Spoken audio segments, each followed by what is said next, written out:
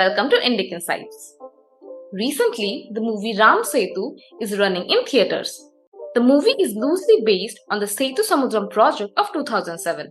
The project was to create a shipping route through the Ram Setu region between India and Sri Lanka, which would lead to the demolition of Ram Setu. There was a lot of opposition to the project. Finally, the project was held back by the court as other alternative routes were discovered which were more cost-effective. Presently, another case is going on in the court to declare the Ram Setu as a national heritage. This video is not about the movie Ram Setu, but about the legend of Ram Setu and its historicity. We have tried to make this video the most comprehensive one that is available on YouTube regarding this topic.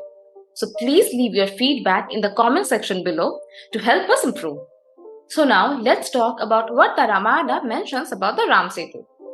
Ravana's brother Vibhishan had approached Lord Ram. He suggested Lord Ram to cross the ocean to reach Lanka. He suggested that Lord Ram should meditate on the deity of the ocean Varun Deva and seek his help. Accordingly, for 3 days and 3 nights, Rama meditated on Varun Deva, but to no avail.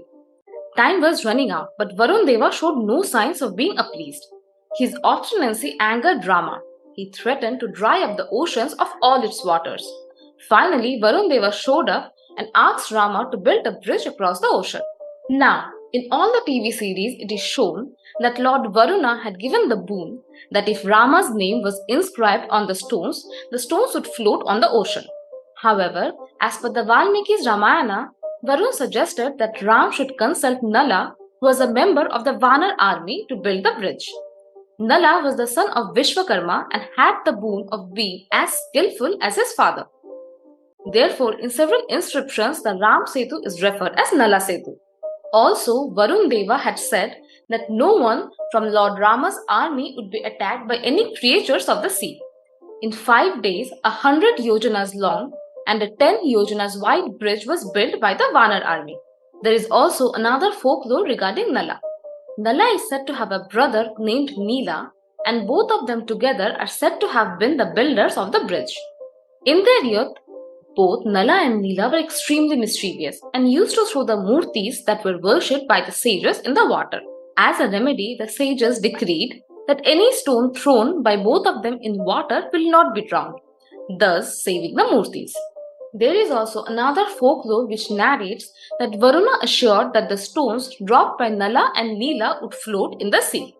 But they drifted in the sea and did not form a continuous structure. Hanuman suggested that the name Rama should be inscribed on the stones. So the stones stuck together and the remedy worked. The Ram Setu starts from Dhanushkoti, which is located on the seashore of Tamil Nadu on the Indian side, and reaches the Talai Mannar on Mannar Island, in northern part of Sri Lanka. The Setu stretches 30 km and is 3 km wide and is actually a chain of sandbanks underlain by coral reefs and limestone shoals.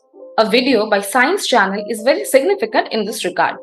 In that video, several renowned experts such as geologists and archaeologists claim that the stones or shores are not naturally occurring to that region, but were brought from somewhere else. Also, the stones predate the sandbanks, meaning that the stones are older, approximately 7,000 years old, and the sandbanks formed later around the stones and is only 4,000 years old. Another research was carried out by Anna University and Madras University, which claims that the deposits around Ram Setu are 18,000 years old. However, recently the Government of India has given a signal to the Archaeological Survey of India to carry out an underwater exploration to determine the age of Ram Setu. This expedition might finally clear the issue once and for all. However, let's look at some hard and undeniable and lesser known facts regarding the Ram Setu. Since its inception, the Earth has been going through these cycles, called glacial cycles or ice age, where the Earth's climate would cool down, resulting in the formation of glaciers, and hence it would lower the sea levels. The last ice age, called Pleistocene, began 2.6 million years ago and ended 11,200 years ago, that is approximately in 9000 BC. Since then, the water levels have been rising continuously. As per estimation, the sea levels would be 60 meters below today's level in 8000 BC and approximately 17 meters below today's level in 4000 to 5000 BC. while 1000 years ago the sea levels would be at least 2 meters below today's level. Even today, though certain parts of Ram Setu are submerged, the maximum depth of Ram Setu is only 1.5 meters below sea levels and not more. In fact, there are certain evidences which show that just till a few centuries ago, Ram Setu was easily traversable on foot. Maps from 16th and 17th century show a land link between India and Sri Lanka and refer to it as Adam's Bridge. Alberoni, the famous traveler who visited India during the 11th century, writes about the Ram Setu in his works and mentions it as Setu Bandha, meaning bridge of the ocean. He writes, it is the dike of Rama, the son of Dasharath, which he built from the continent to castle Lanka.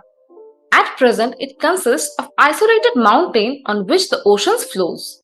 Marco Polo, the Italian traveler, also mentions Ram Setu in his works and refer to the Ram Setu as Setu Bandh Rameshwara, meaning the bridge related to Rama. Back in the 3rd century, Ashoka sent his son Mahendra and daughter Sanghamitra to Sri Lanka to propagate Buddhism. They carried a branch of the peepal tree under which Lord Buddha had attained enlightenment, and they are supposed to have taken a land route to Sri Lanka.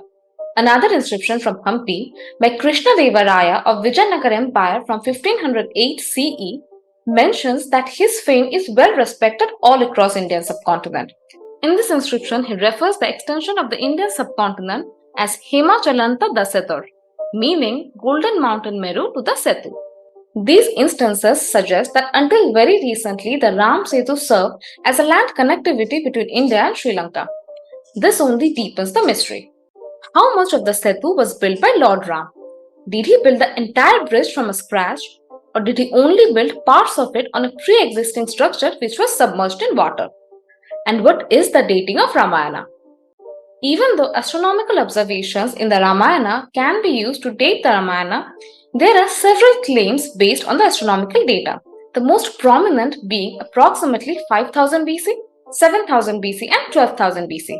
Archaeologically, the Ramayana sites such as Ayodhya, Chitrakoot, Bharadwaj Ashram does not yield evidence beyond 1200 to 1000 BC till now. However, the Ramayana mentions the Saraswati river being a mighty river, while the Mahabharata mentions Saraswati as a declining river. The Saraswati river began declining from 3000 BC and dried up in the 1800 BC, which suggests that the Ramayana is older than 3000 BC. All these instances only deepen the mystery of the Ramayana and the Ram Setu. Maybe this new expedition by the ASI will be able to unravel the mystery and not further entangle it. With this, I come to the end of this video. If you did enjoy this video, don't forget to like this video, share it with your friends and subscribe to our channel. Also, feel free to check out our previous videos and connect with me on Instagram to give me your valuable feedback. And I will see you in the next video.